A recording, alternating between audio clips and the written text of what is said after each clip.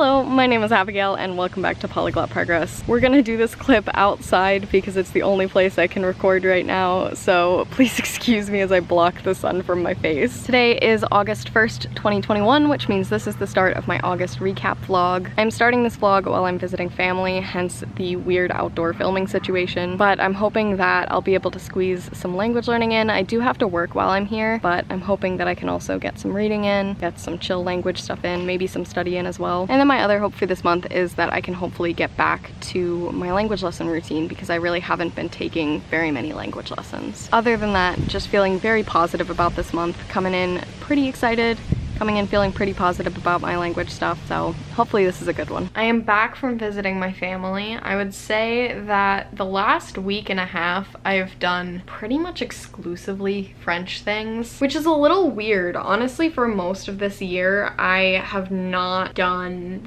anything almost in French. I've definitely gotten a bit better this summer. I've been reading more in French, but definitely throughout this year it's been a consistent theme that I need to work on involving French more in my life, since my goal for this year was to have it really just be pretty seamlessly intertwined with my life, and that clearly hasn't happened. I really haven't been doing very much. But something has shifted and I don't know what or why, but for some reason recently I have just been feeling that calling, I guess, to French. And so I was continuing to watch movies, read books, etc. in French, and I started doing a little bit more research into the DELF. I've talked about this before. That is a goal of mine in the coming few years.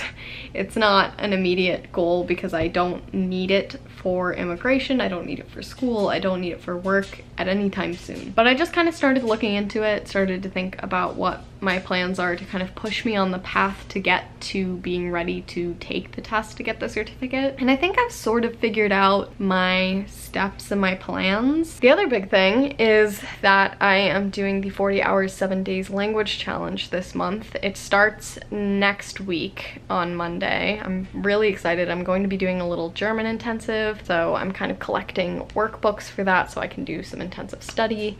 I am trying to put together a list of videos and movies and books and things like that that I want to try to enjoy, because I definitely think I will need to do a lot of immersion. I will be working full-time, I will be working on YouTube stuff and, you know, just doing normal adult life things. So I need to find a way to kind of balance all of the things that I have to do and all of my responsibilities that will be in English out of necessity, and also be able to get a lot of German practice. So I don't think I'll actually hit 40 hours. I would say that my average usually is somewhere between 8 and 15 hours a week when it comes to language stuff. So I'm interested to see what happens. I'm a little bit worried about burnout, but I'm gonna try to prevent that, even if that means maybe not hitting the 40-hour goal. But I am gonna try for 40 hours just to see if it's possible. The problem is just right now I'm so French obsessed in my brain.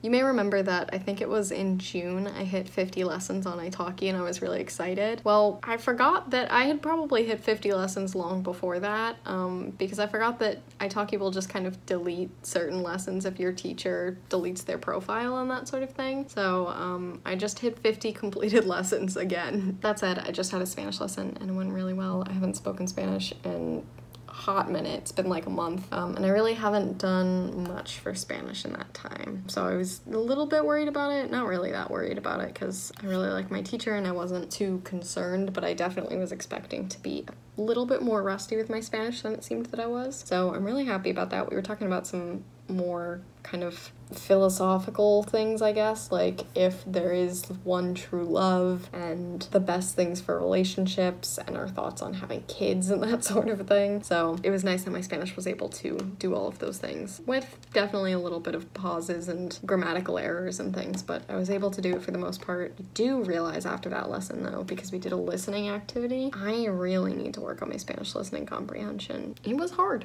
I got a lot of questions on that listening comprehension thing wrong, so that needs to be fixed. I have so many good Bulgarian updates to give right now. Today is Saturday, so I had a Bulgarian lesson yesterday before work. I was so tired going into this one. I'm always tired before these Friday morning lessons since they are before I go to work. It's pretty early in the morning, but for some reason I was just extra tired. I didn't get a great night's sleep the night before for literally no reason, but it meant that I was extra tired. But the lesson went well, and the really exciting thing that I wanted to talk about is that I graduated from 3rd grade. We worked through a textbook in my Bulgarian lessons, and they're broken up into grade for children. So I passed 2nd grade, I think right before I moved here, but because I had to kind of settle in and didn't get to take a ton of lessons, it took me a little longer to pass through 3rd grade. But I did graduate 3rd grade, and we started working a little teeny tiny bit on 4th grade stuff. We really only did like half a page of the textbook, because after we finished the 3rd grade stuff, we did kind of a review of all of it, so that way I got to practice that again. There's definitely stuff that I still need to continue to review a lot, but I did make it through, which is really exciting, and I just feel like I'm flying through Bulgarian stuff. Doesn't mean that my Bulgarian is great, but I am making it through a lot of the resources that I'm using, and on its own that doesn't really mean very much, but I feel like I know the material in the resources I'm using, so I'm making really good progress in that sense, even if I don't always feel it when I'm trying to speak in Bulgarian, because I'm definitely still struggling to do that. And then the other 2 really exciting things in regards to Bulgarian are things that happened this morning. So I woke up and I had a little study session with some friends, and I tried to edit at the beginning of the study session, and then Premiere decided that it wasn't the time to edit. So I took it as a sign that it was time to do a little bit of Bulgarian. I really want to, this weekend, spend a lot of time doing things in Bulgarian and Spanish and trying to just focus on my other languages, since I am about to have an intensive week in German. But I finished colloquial Bulgarian. This has been such a long time coming. I actually can't believe that I'm done with this book. It does not feel like I'm done with this book. And in a sense, I'm not. I'm going to have to go back and review material in this, so I can never be done with colloquial Bulgarian. But I started this book, I think in 2016 when I did the Add One challenge, and then pretty much every summer following that up until this past year, I tried to pick Bulgarian back up, would work through units 1 through 7 of this book again, kind of refresh the material that I'd learned, and then have to stop again when I went back to college. And occasionally I would pick it up throughout the year, maybe during Christmas break or things like that, but I did it. I finished colloquial Bulgarian. I did start from unit 1 again when I started in 2020. So it's wild. I'm genuinely so happy about this, but again, it doesn't feel like it's happened yet, so I'm excited for that to finally set in at some point. And then the other exciting thing is that I only have 1 paragraph left of that article that I am transcribing and translating, and it will have been the first thing outside of a textbook that I have read, like the first piece of native content that I will have read in Bulgarian. And even though I am doing a lot of hand-holding by transcribing it and then translating it and looking up genuinely about 50% of the words, I'm really excited about it. I feel like I'm learning a lot of words through it. I definitely have a lot of the things that I looked up at the start of the article that now I just know. I know those words. And yeah, it's just been a very good time with finishing things for my Bulgarian. But one thing that I know, and I've been trying to remind myself as I've been on this kind of high of finishing things, is that all of these are things that I've been working on for a while. It's taken me a few months to go from 3rd to 4th grade in Bulgarian. It's taken me years to finish colloquial Bulgarian. It took me a while, like probably a month and a half or so, to finish the A1 textbook that I finished like a month or 2 ago. The only reason that I'm finishing stuff is because there was a long period of time where I was working on things and not seeing the return of finishing stuff. Also, we got a very satisfying number combination here, but my goal here this month is to get to 130 hours studied. I was at like 50 when this month started, and a lot of this was because I read a lot and played a lot of The Sims in French, but still, I've got a lot of hours logged. So my goal is to get to 130, because with the challenge and then just meeting my goals each day, it should be pretty easy to get there. I'm getting much closer to the daily average I want. I definitely am aiming for somewhere between 60 to 90 minutes a day, so seeing 51 is a lot closer to what I want. That said, the language ratio has fallen off. It was good for a long time, but you can see Spanish is down at 10%, which should not be the case based on my priorities that I outlined at the start of this year.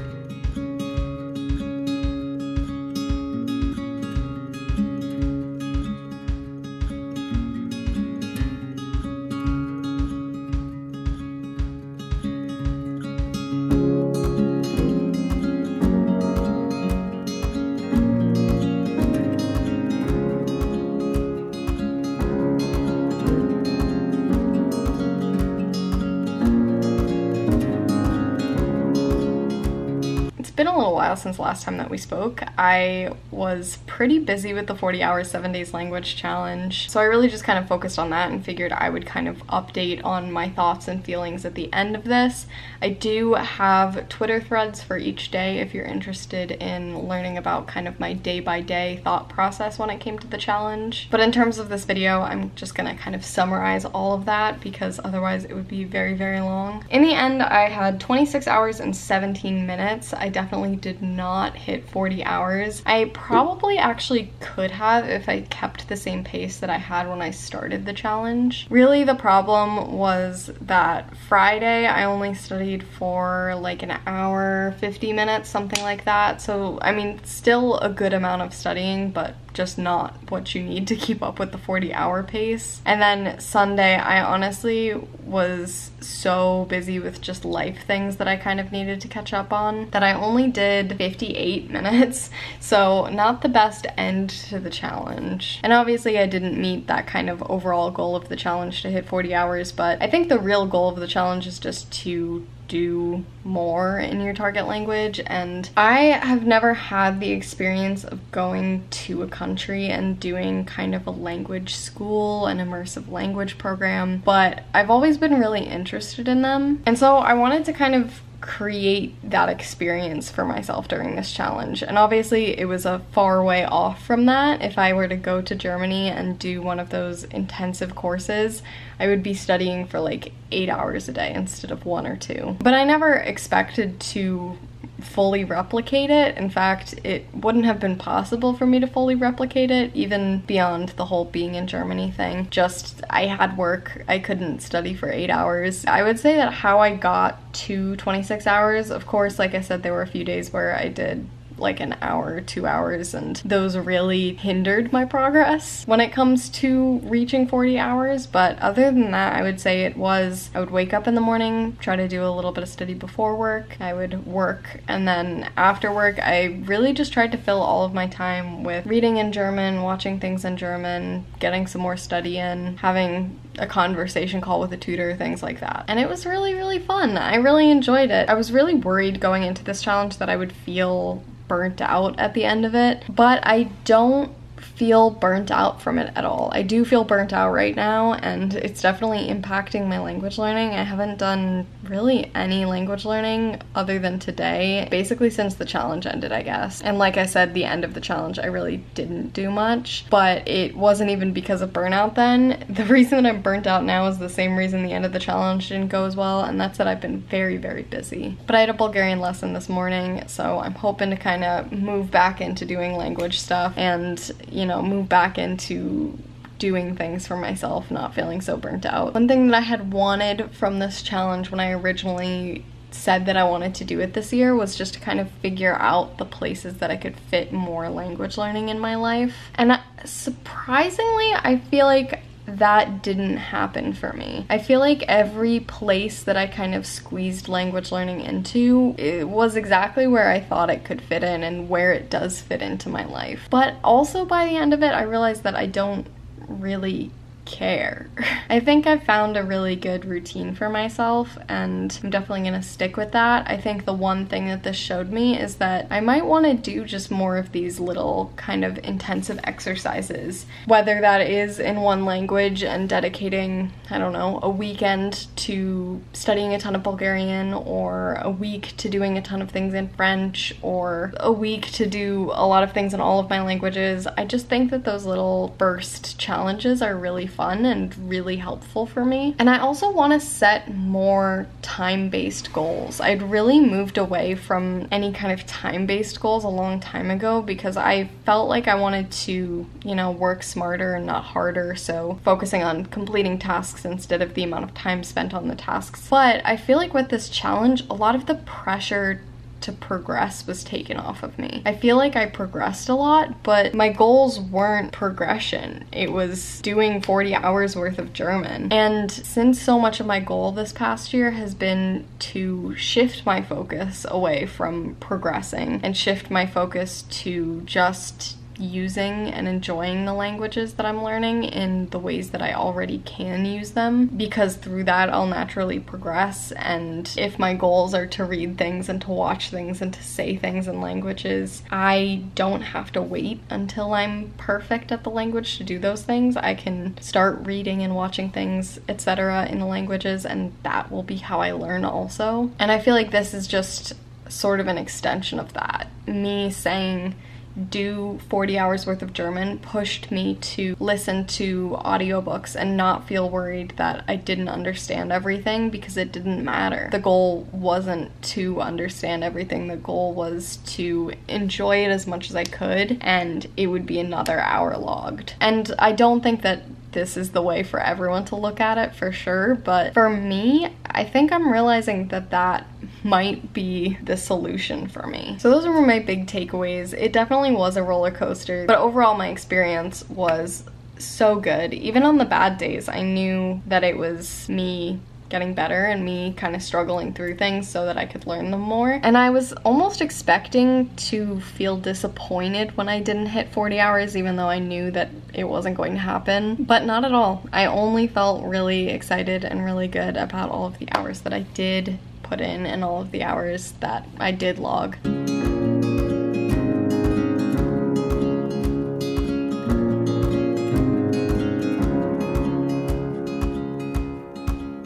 We have somehow already reached the end of the month. I feel like August has felt like one of the quickest months of the year so far, and yet at the same time, the start of August feels like it was like 6 months ago. Rewatching back all of the things to edit this recap, I have just been so shocked that some of these things even happened this month. I've definitely been feeling, I guess, kind of frustrated with French, but more so with myself with French recently. I've just been a little bit mad at my, I guess, consistency and commitment with French. Completely honestly, the last time that I spoke French was last year in probably July. I think around the time that I posted my French speaking video was about the time that I had my most recent French conversation with anyone, which is really bad. Before that too, it had been pretty much a year. Basically, I have just been super inconsistent with it. And I know that it's not worth it to be frustrated by it, because obviously I can't go back and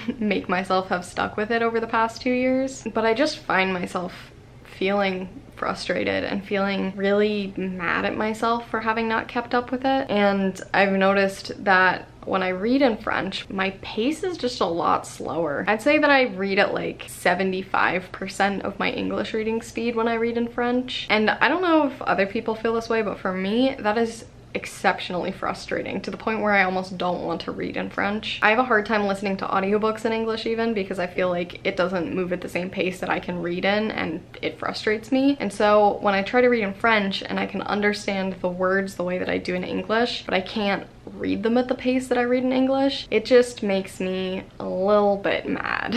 And I've also just noticed myself falling into a very unhealthy mindset when I read in French also, of when I don't know a word when I'm reading, even if I don't need to know the exact definition of it and I can understand it through context well enough, I feel super frustrated and insecure and sort of like mad at myself for not knowing that word, which like, you should never feel mad at yourself for not knowing a word. Obviously you just need to look it up and then learn it. But the real kicker is that when I read in English, I know that I don't know every single word. But in French, I'll read it, I'll understand it through context, and instead of just being like, ah, interesting, and then moving on, I'm like, I don't know this word. How could I ever believe that I could take the DELF soon? And then half the time when I look up the word, I don't even know it in English. It's just a very unfair standard that I hold myself to in French, that I don't hold myself to in other languages, because I expect myself to be bad in them, and I expect myself to not know every word when I read in German or read in Spanish, and I don't hold myself to that standard in English because I guess I give myself a pass for being a native speaker. French, I'm always so much harsher on myself in French than I am with any other language, and I don't think that I should just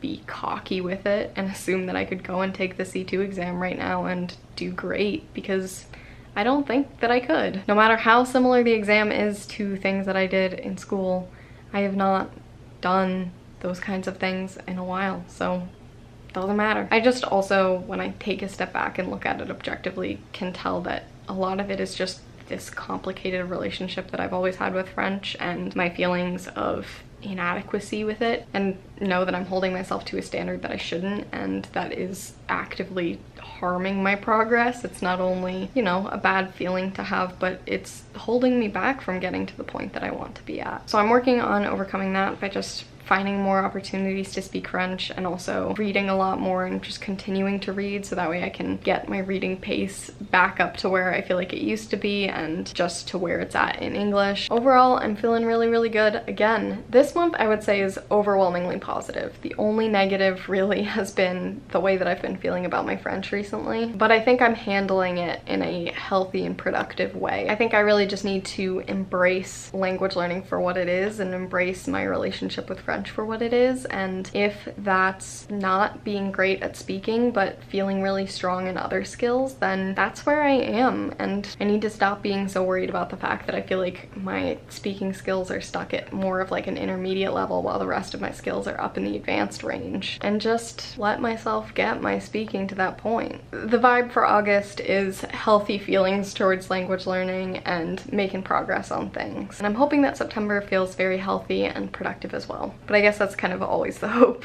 As always, I would love to hear all about how your August went. I will see you next Wednesday, and remember, practice makes progress.